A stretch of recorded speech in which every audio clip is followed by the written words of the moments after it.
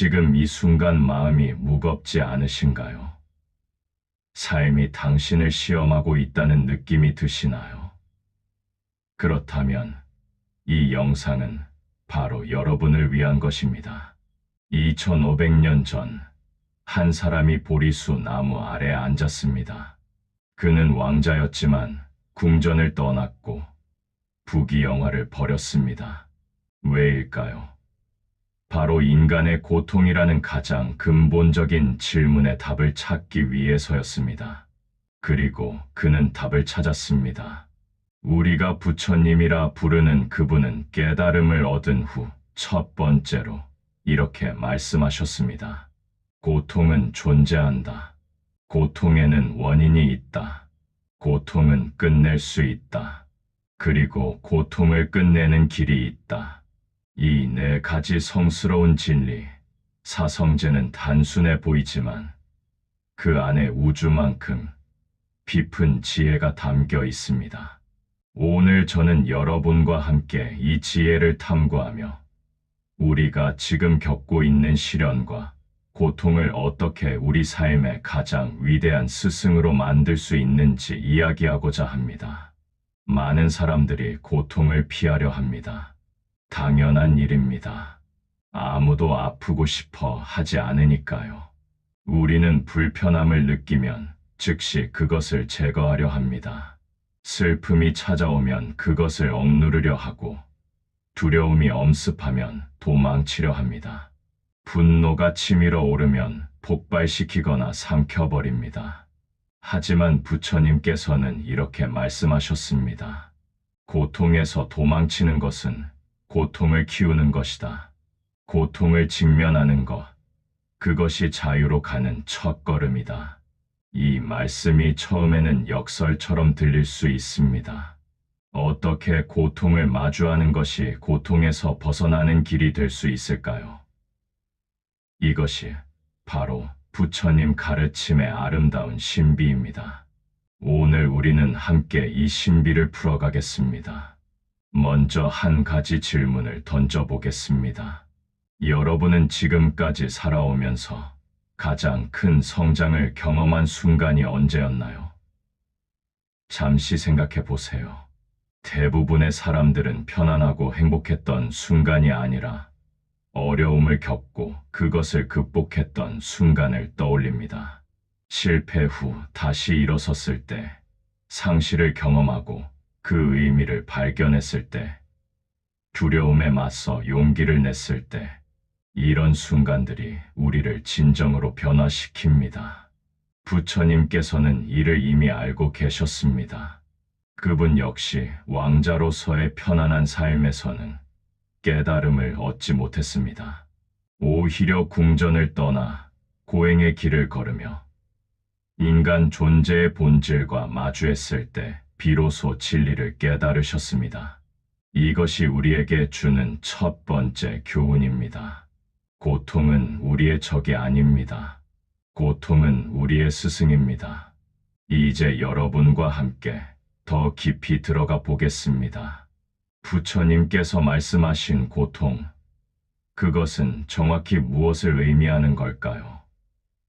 팔리어로 두카라고 하는 이 단어는 단순히 신체적 고통이나 정서적 아픔만을 의미하지 않습니다. 그것은 우리 존재의 근본적인 불만족, 불완전함, 그리고 무상함에서 오는 모든 종류의 괴로움을 포함합니다. 생각해 보세요. 우리는 왜 고통받을까요? 사랑하는 사람과 헤어질 때 우리는 슬픕니다. 원하는 것을 얻지 못할 때 좌절합니다. 건강을 잃을 때 두려워합니다. 나이가 들어감을 느낄 때 불안해합니다. 심지어 기쁜 순간에도 우리는 이 순간이 영원하지 않을 것이라는 생각에 은연중에 불안을 느낍니다. 부처님께서는 이 모든 고통의 근원을 하나로 지적하셨습니다. 바로 집착입니다. 우리가 무언가에 집착할 때, 그것이 변하거나 사라질 때 우리는 고통받습니다. 우리가 어떤 상태가 영원하기를 바랄 때, 그것이 무상함을 깨달을 때 우리는 괴로워합니다. 그렇다면 집착은 왜 생기는 걸까요? 여기에 부처님의 깊은 통찰이 있습니다. 우리는 자, 즉 나라는 고정된 실체가 있다고 믿습니다. 그리고 이 나를 보호하고 키우고 만족시키려 합니다. 내가 행복해야 해. 내가 성공해야 해. 나는 이래야 해. 이 모든 생각들이 집착을 만들어냅니다. 하지만 부처님께서는 혁명적인 가르침을 주셨습니다. 무아, 즉 고정된 자아는 없다는 것입니다. 우리가 나라고 부르는 것은 끊임없이 변화하는 오온, 즉 육체, 감각, 지각, 의지, 의식의 일시적인 조합일 뿐입니다. 마치 강물이 끊임없이 흐르면서도 우리가 그것을 강이라고 부르는 것처럼 말입니다. 이 깨달음이 왜 중요할까요? 왜냐하면 고정된 나가 없다는 것을 이해하면 그 나를 지키려는 필사적인 노력도 자연스럽게 줄어들기 때문입니다. 그리고 그 노력이 줄어들 때 고통도 줄어듭니다. 반야심경에는 이런 아름다운 구절이 있습니다. 색즉 시공, 공즉 시색. 형상이 곧 공이요. 공이 곧 형상이다. 이 말씀의 의미는 무엇일까요? 우리가 보고 만지고 경험하는 모든 것은 실체가 있는 것처럼 보이지만 그것들은 모두 조건에 따라 생겨나고 사라지는 것들입니다. 독립적이고 영구적인 실체는 없습니다. 예를 들어 여러분 손에 있는 스마트폰을 생각해 보세요. 그것은 실체가 있는 것처럼 보입니다. 하지만 자세히 들여다보면 그것은 금속, 유리, 플라스틱, 반도체 등 수많은 부품의 조합입니다. 그리고 그 부품들은 더 작은 원소들로, 그 원소들은 원자로, 원자는 입자로 이루어져 있습니다. 어디에 진정한 스마트폰이 있을까요? 그것은 우리가 편의상 붙인 이름일 뿐입니다. 우리 자신도 마찬가지입니다. 여러분이 나라고 부르는 그것은 어디에 있을까요? 몸일까요? 하지만 우리 몸의 세포들은 끊임없이 죽고 새로 생겨납니다.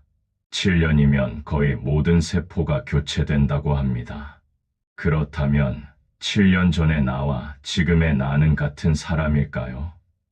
생각일까요? 하지만 우리 생각도 끊임없이 변합니다.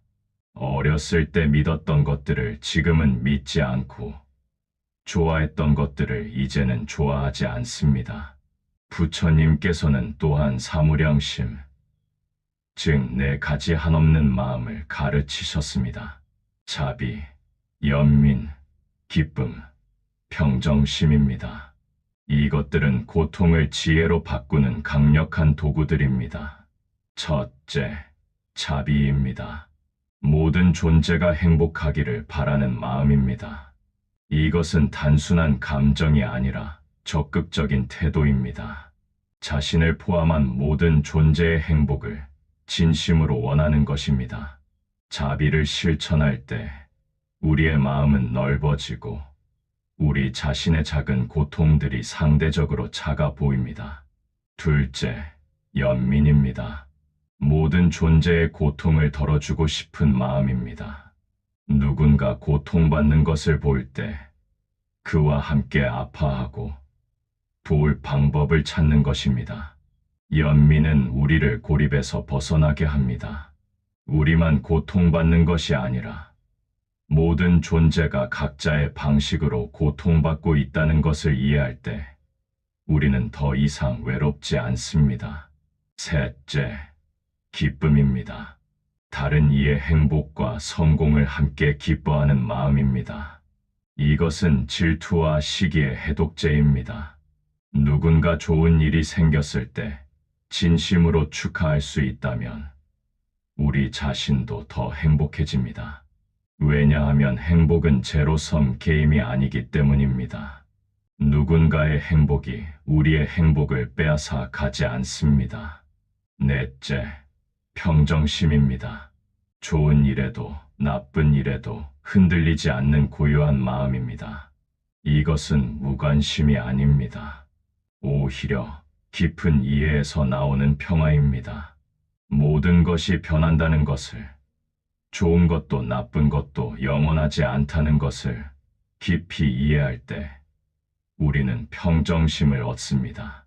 이제 구체적으로 우리가 일상에서 겪는 고통들을 어떻게 다룰 수 있는지 이야기해 보겠습니다. 첫 번째 상황, 실패를 경험했을 때입니다. 여러분이 중요한 시험에 떨어졌거나 프로젝트가 실패했거나 사업이 망했다고 가정해 봅시다. 이때 우리의 첫 반응은 보통 자기 비난입니다. 나는 왜 이렇게 무능할까? 나는 아무것도 할 수 없어. 하지만 부처님의 가르침을 적용하면 어떻게 될까요? 먼저 이 경험을 있는 그대로 인정합니다. 나는 지금 실패를 경험했다. 판단 없이 있는 그대로 받아들입니다. 그리고 이렇게 물어봅니다. 이 경험이 나에게 무엇을 가르쳐 주는가? 어쩌면 준비가 부족했다는 것을 배울 수 있습니다. 어쩌면 그 방향이 나에게 맞지 않았다는 것을 알게 될 수 있습니다. 어쩌면 더 겸손해질 필요가 있다는 것을 깨달을 수 있습니다. 실패는 끝이 아니라 배움의 기회입니다. 부처님 자신도 깨달음을 얻기 전에 많은 실패를 경험하셨습니다. 고행을 하며 거의 죽을 뻔했지만 그것이 길이 아니라는 것을 깨달으셨습니다. 만약 그분이 그 실패에 좌절하고 포기했다면 우리는 오늘 이 가르침을 듣지 못했을 것입니다. 두 번째 상황, 상실을 경험했을 때입니다. 사랑하는 사람을 잃었거나 건강을 잃었거나 소중한 무언가를 잃었을 때 우리는 깊은 슬픔에 빠집니다. 이것은 자연스러운 반응입니다. 부처님께서는 감정을 억누르라고 하지 않으셨습니다. 하지만 부처님께서는 이렇게 가르치셨습니다. 만남이 있으면 헤어짐이 있다. 생김이 있으면 사라짐이 있다. 이것이 존재의 법칙이다. 무상함을 이해한다는 것은 상실이 아프지 않다는 뜻이 아닙니다. 오히려 그 아픔을 더 깊이 느끼면서도 그것에 압도되지 않는다는 뜻입니다. 슬픔을 느낄 때 그 슬픔과 함께 있어 보세요. 그것을 밀어내려 하지 말고 그것이 무엇인지 관찰해 보세요. 슬픔은 어디에서 느껴지나요? 가슴일까요? 목일까요? 그것은 어떤 감각인가요? 무겁나요? 조이는 듯한가요? 이렇게 관찰하기 시작하면 신기한 일이 일어납니다. 슬픔은 여전히 있지만 여러분은 슬픔에 잠식되지 않습니다. 여러분은 슬픔을 경험하는 사람이 되지 슬픔 그 자체가 되지 않습니다. 이 작은 거리가 치유의 공간을 만듭니다. 그리고 무상함을 깊이 이해할 때 역설적으로 우리는 현재를 더 소중히 여기게 됩니다. 모든 것이 언젠가는 사라진다는 것을 안다면 지금 이 순간이 얼마나 귀한지 알게 됩니다. 사랑하는 사람과 함께하는 모든 순간이 선물입니다. 세 번째 상황, 관계에서의 갈등입니다. 누군가와 싸웠거나 오해를 받았거나 배신을 당했을 때 우리는 분노, 원망, 슬픔을 느낍니다. 이런 감정들은 우리를 잠식하고 밤잠을 설치게 하고 일상을 망칩니다. 부처님께서는 이렇게 말씀하셨습니다. 누군가에게 화를 품고 있는 것은 그 사람에게 던질 뜨거운 석탄을 손에 쥐고 있는 것과 같다. 화상을 입는 것은 바로 당신이다. 용서는 상대방을 위한 것이 아니라 우리 자신을 위한 것입니다. 용서한다는 것은 상대방의 행동을 정당화하거나 잊는다는 뜻이 아닙니다. 그것은 그 일로 인해 우리 자신이 더 이상 고통받지 않겠다는 선택입니다. 어떻게 용서할 수 있을까요? 먼저 상대방도 고통받는 존재라는 것을 이해하는 것입니다. 행복하고 평화로운 사람은 다른 사람을 해치지 않습니다. 누군가 당신에게 상처를 주었다면 그 사람 자신이 깊은 상처와 고통 속에 있다는 뜻입니다. 이것이 연민의 시작입니다. 부처님께서는 이런 이야기를 하셨습니다. 어떤 사람이 부처님께 욕을 퍼부었습니다. 부처님께서는 조용히 들으시다가 물으셨습니다. 만약 누군가 당신에게 선물을 주려 하는데 당신이 받지 않으면 그 선물은 누구의 것이 되겠는가? 그 사람이 당연히 선물을 주려던 사람의 것이지요 라고 답했습니다. 부처님께서 말씀하셨습니다. 그렇다. 나는 당신의 화와 욕을 받지 않는다. 그것은 당신의 것으로 남는다. 이 이야기가 주는 교훈은 명확합니다. 다른 사람이 우리를 화나게 하는 것이 아닙니다. 우리가 그들의 말이나 행동을 받아들이기로 선택할 때 우리가 화를 내는 것입니다. 우리에게는 항상 선택권이 있습니다. 네 번째 상황, 불안과 두려움입니다. 미래에 대한 걱정, 건강에 대한 불안, 경제적 어려움에 대한 두려움. 이런 감정들은 현대를 사는 우리 모두가 경험합니다. 부처님께서는 이렇게 가르치셨습니다. 걱정하지 마라. 아직 일어나지 않은 일로 고통받지 마라. 그것은 고통을 2배로 만드는 것이다. 불안은 대부분 미래에 대한 것입니다. 우리는 만약 이렇게 되면 어떡하지? 라고 걱정합니다. 하지만 생각해 보세요. 여러분이 지금까지 걱정했던 일들 중 실제로 일어난 것은 얼마나 될까요? 대부분은 일어나지 않았을 것입니다. 그리고 실제로 일어난 일들도 우리가 상상했던 것만큼 끔찍하지 않았을 경우가 많습니다. 불안을 다루는 부처님의 방법은 현재로 돌아오는 것입니다. 지금 이 순간, 이 호흡, 이 발걸음에 집중하는 것입니다. 미래는 아직 오지 않았고 과거는 이미 갔습니다. 우리가 진정으로 살 수 있는 것은 오직 지금뿐입니다. 명상의 힘이 여기에 있습니다. 호흡에 집중할 때 우리는 현재에 머뭅니다. 들숨과 날숨을 관찰할 때 과거의 후회나 미래의 걱정은 잠시 멈춥니다. 그리고 이 순간, 지금 여기에는 실제로 아무 문제가 없다는 것을 깨닫게 됩니다. 5번째 상황, 자기 자신에 대한 불만입니다. 나는 충분하지 않아. 나는 더 예뻐야 해. 더 똑똑해야 해. 더 성공해야 해. 이런 생각들은 끊임없이 우리를 괴롭힙니다. 부처님께서는 모든 존재가 부처의 본성을 가지고 있다고 가르치셨습니다. 여러분은 이미 완전합니다. 다만 그것을 깨닫지 못하고 있을 뿐입니다. 마치 구름이 태양을 가리고 있지만 구름 뒤에 태양은 항상 빛나고 있는 것처럼 말입니다. 자기 비판은 성장의 동력이 아닙니다. 그것은 오히려 우리를 마비시킵니다. 진정한 변화는 자기 연민에서 시작됩니다. 자신을 사랑하고 자신의 불완전함을 받아들이고 자신에게 친절할 때 우리는 진정으로 성장할 수 있습니다. 부처님께서는 이렇게 말씀하셨습니다. 당신 자신을 사랑하라. 온 우주에서 당신만큼 당신의 사랑과 애정을 받을 자격이 있는 사람은 없다. 이것은 이기적인 자기애가 아닙니다. 그것은 깊은 자기 수용입니다. 자신을 사랑할 때 우리는 다른 사람도 사랑할 수 있습니다. 자신에게 연민을 가질 때 우리는 다른 사람에게도 연민을 가질 수 있습니다. 여섯 번째 상황, 무의미함을 느낄 때입니다. 내가 왜 이 일을 하고 있지? 내 인생에 무슨 의미가 있지? 이런 실존적 질문들은 우리 모두를 찾아옵니다. 부처님께서는 삶의 의미를 외부에서 찾지 말라고 하셨습니다. 의미는 우리가 만드는 것입니다.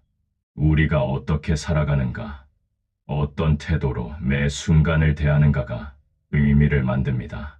작은 일에도 깨어 있을 수 있습니다. 설거지를 할 때도, 걸을 때도, 누군가와 대화할 때도 온전히 그 순간에 있을 수 있습니다. 이것이 의미 있는 삶입니다. 거창한 업적이나 성취가 아니라 매 순간을 어떻게 살아가는가가 중요합니다. 또한 부처님께서는 다른 존재를 돕는 것에서 깊은 의미를 찾을 수 있다고 가르치셨습니다. 보살의 길은 자신의 깨달음만이 아니라 모든 존재의 깨달음을 위해 헌신하는 길입니다. 작은 친절, 작은 도움, 작은 미소도 세상을 밝게 만듭니다. 일곱 번째 상황, 불공평함을 느낄 때입니다. 왜 나만 이런 일을 겪어야 해? 저 사람은 나쁜 짓을 해도 잘 살고 나는 착하게 살아도 힘들어. 부처님께서는 업의 법칙을 가르치셨습니다. 모든 행동에는 결과가 있다는 것입니다. 하지만 이것은 단순한 인과응보가 아닙니다. 복잡한 원인과 조건들이 얽혀 있고 그 결과는 즉시 나타나지 않을 수도 있습니다. 중요한 것은 다른 사람과 비교하지 않는 것입니다. 각자의 여정은 다릅니다. 각자가 짊어진 업도 다릅니다. 우리가 볼 수 있는 것은 겉모습뿐입니다. 그 사람의 내면에서 어떤 고통이 일어나는지, 그들이 어떤 대가를 치르고 있는지 우리는 알지 못합니다. 부처님께서는 이렇게 말씀하셨습니다. 다른 사람의 잘못을 보지 말고 다른 사람이 한 것과 하지 않은 것을 보지 마라. 오직 당신이 한 것과 하지 않은 것만 보라. 우리가 통제할 수 있는 것은 우리 자신의 행동과 태도뿐입니다. 여기에 집중할 때 불공평함에 대한 분노는 자연스럽게 줄어듭니다. 여덟 번째 상황, 중독과 나쁜 습관입니다. 우리는 모두 어떤 형태로든 중독을 가지고 있습니다. 술, 담배, 음식, 쇼핑, 인터넷, 게임, 이런 것들은 일시적인 위안을 주지만 장기적으로는 우리를 더 고통스럽게 만듭니다. 부처님께서는 중독의 메커니즘을 명확히 보셨습니다. 우리는 불편함을 느낄 때 그것을 피하기 위해 즉각적인 만족을 추구합니다. 하지만 그 만족은 순간적이고 곧 더 큰 갈망이 따라옵니다. 이것이 끝없는 악순환입니다. 중독을 끊는 방법은 그 불편함과 직면하는 것입니다. 담배를 피우고 싶은 욕구가 올라올 때 즉시 담배를 피우는 대신 잠시 멈추고 그 욕구를 관찰해 보는 것입니다. 그것은 어떤 느낌인가? 어디에서 느껴지는가? 얼마나 강렬한가? 신기하게도 욕구를 그저 관찰하기만 해도 그것은 힘을 잃기 시작합니다. 모든 감각과 욕구는 파도와 같습니다. 올라왔다가 내려갑니다. 우리가 그것에 반응하지 않고 그저 관찰하면 그것은 스스로 사라집니다. 부처님께서는 이것을 윗바사나, 즉 통찰 명상으로 가르치셨습니다. 모든 것이 일어났다가 사라지는 것을 관찰하는 것입니다. 이 수행을 통해 우리는 반응하지 않는 법을 배웁니다. 아홉 번째 상황, 외로움입니다. 많은 사람들 속에서도, 심지어 가족과 함께 있어도 우리는 때때로 깊은 외로움을 느낍니다. 부처님께서는 외로움의 근원을 꿰뚫어 보셨습니다. 우리는 다른 사람들과의 연결을 통해 외로움을 해결하려 합니다. 하지만 진정한 연결은 먼저 자기 자신과의 연결에서 시작됩니다. 명상을 통해 자기 자신과 온전히 함께 있는 법을 배울 때 외로움은 변화합니다. 그것은 더 이상 두려운 것이 아니라 자기 자신을 깊이 만나는 기회가 됩니다. 혼자 있음과 외로움은 다릅니다. 혼자 있으면서도 충만할 수 있습니다. 또한 부처님께서는 모든 존재가 연결되어 있다고 가르치셨습니다. 인드라망의 비유처럼 우주는 서로 연결된 보석들의 그물망과 같습니다. 각 보석은 다른 모든 보석을 반영합니다. 우리는 분리된 존재가 아닙니다. 우리는 하나의 거대한 생명의 그물망의 일부입니다. 이것을 깊이 이해할 때 진정한 의미에서 외롭다는 것은 불가능합니다. 우리는 항상 모든 것과 연결되어 있습니다. 10번째 상황, 노화와 죽음에 대한 두려움입니다. 이것은 아마도 인간이 직면하는 가장 근본적인 두려움일 것입니다. 부처님께서 왕자였을 때 궁전 밖에서 늙은 사람, 병든 사람, 죽은 사람을 보고 깊은 충격을 받았습니다. 이것이 그분이 진리를 찾아 나서게 된 계기였습니다. 그분은 노화, 질병, 죽음이 모든 인간의 피할 수 없는 운명임을 보셨습니다. 하지만 부처님의 가르침은 이것을 부정하거나 회피하는 것이 아니라 받아들이는 것입니다. 죽음을 명상하는 것, 즉 마라나사티는 중요한 수행법입니다. 왜냐하면 죽음을 깊이 명상할 때 역설적으로 우리는 삶을 더욱 소중히 여기게 되기 때문입니다. 죽음은 끝이 아니라 변화입니다. 물리적 형태는 사라지지만 에너지는 다른 형태로 변환됩니다. 물방울이 바다로 돌아가듯 우리도 우주의 본질로 돌아갑니다. 티베트 불교의 죽음의 서인 바르도, 퇴돌은 죽음을 하나의 전환으로, 심지어 해방의 기회로 봅니다. 죽음의 순간에 깨어 있을 수 있다면 그것은 깨달음의 문이 될 수 있다고 가르칩니다. 살아있는 동안 죽음을 기억하는 것은 우울한 일이 아닙니다. 오히려 그것은 우리에게 긴급성을 줍니다. 내일이 보장되지 않았다면 오늘을 어떻게 살겠습니까? 누구에게 사랑한다고 말하겠습니까? 무엇을 우선순위에 두겠습니까? 부처님께서는 이렇게 말씀하셨습니다. 하루를 살더라도 진리를 깨닫고 사는 것이 100년을 무지 속에 사는 것보다 낫다. 이제 우리는 고통을 다루는 구체적인 실천법들을 이야기해 보겠습니다. 첫째, 마음 챙김, 호흡입니다. 가장 단순하지만 가장 강력한 수행입니다. 언제 어디서나 할 수 있습니다. 고통스러운 순간에 잠시 멈추고 3번만 깊게 호흡해 보세요. 들숨과 날숨에 온전히 집중하세요.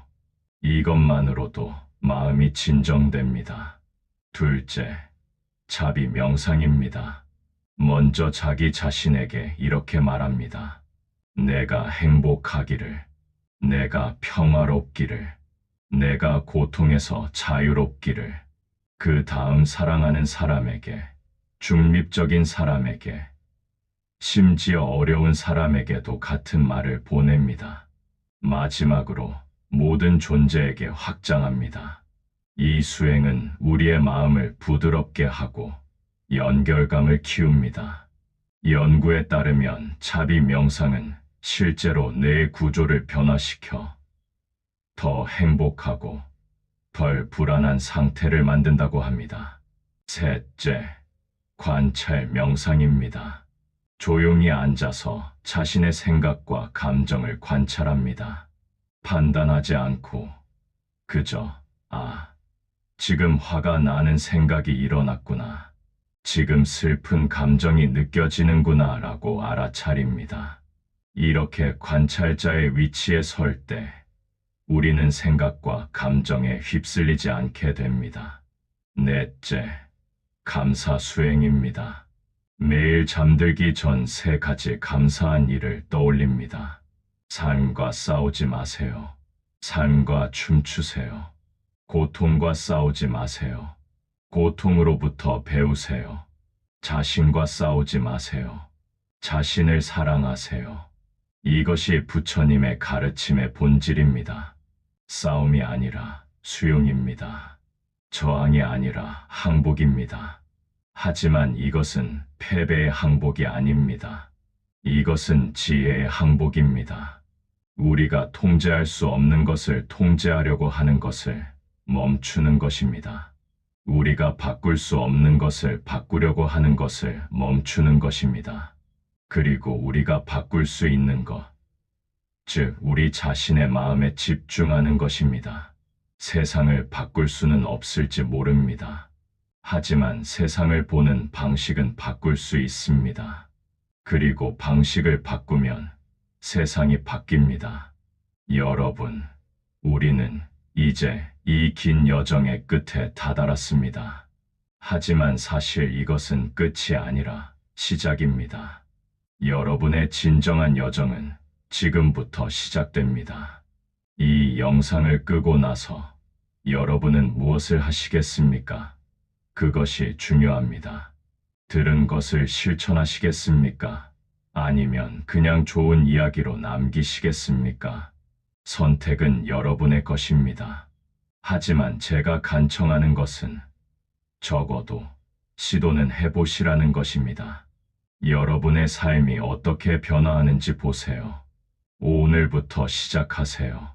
아니, 지금 이 순간부터 시작하세요. 3번 깊게 숨을 쉬세요. 현재 순간에 도착하세요. 여러분 자신에게 친절을 보내세요. 그리고 오늘 하루 조금 더 깨어 있으려고 노력해 보세요. 조금 더 친절하려고 노력해 보세요. 조금 더 현재에 있으려고 노력해 보세요. 완벽하게 하려고 하지 마세요. 그저 시도하세요. 넘어져도 괜찮습니다. 다시 일어나세요. 실수해도 괜찮습니다. 그것으로부터 배우세요. 여러분은 이미 완벽합니다. 단지 그것을 기억하는 중입니다. 여러분은 이미 자유롭습니다. 단지 그것을 깨닫는 중입니다. 여러분은 이미 부처입니다. 단지 그것을 실현하는 중입니다. 그리고 그 실현의 여정이 바로 여러분의 삶입니다. 그 여정을 즐기세요. 그 여정을 존중하세요.